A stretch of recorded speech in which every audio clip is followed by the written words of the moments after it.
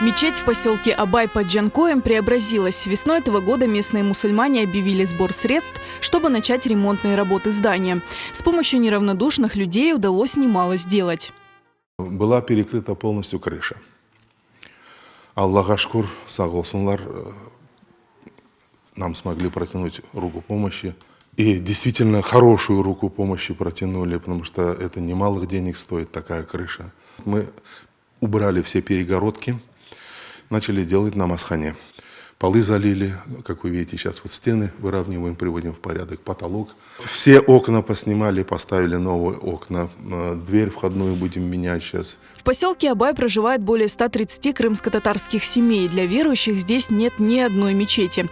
Местные жители много лет добивались выделения здания для строительства мечети. Лишь несколько лет назад им удалось получить долгожданное разрешение и документы, чтобы начать строительство Абай-Джамиса. Это когда-то был штаб, когда здесь были военные.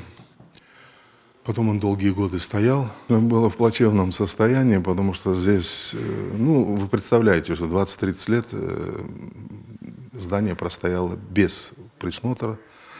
Окон не было, стекон не было. Все это продувалось, полы были полугнилые, крыша текла. Площадь здания более 300 квадратных метров. Мечта местных жителей – полностью завершить все ремонтные работы и назвать мечеть Абай-Джамиса. Здесь смогут молиться около 150 человек. В планах открыть классы для обучения основам ислама. Но впереди еще много работы. Сейчас стоит вопрос о том, чтобы вот этот бетон покрыть плиткой. Дальше стоит вопрос, чтобы закончить отмостки, потому что на них у нас уже немножечко финансированием очень туго стало. Здесь будет ифтархане и намазхане для женской половины нашего поселка. Оставшаяся часть работ требует немало средств. Местные жители вынуждены снова обратиться ко всем неравнодушным с просьбой помочь им завершить строительство долгожданной мечети. Хотелось бы выразить огромную благодарность тем, кто изначально откликнулся на нашу беду, как говорится, на нашу просьбу.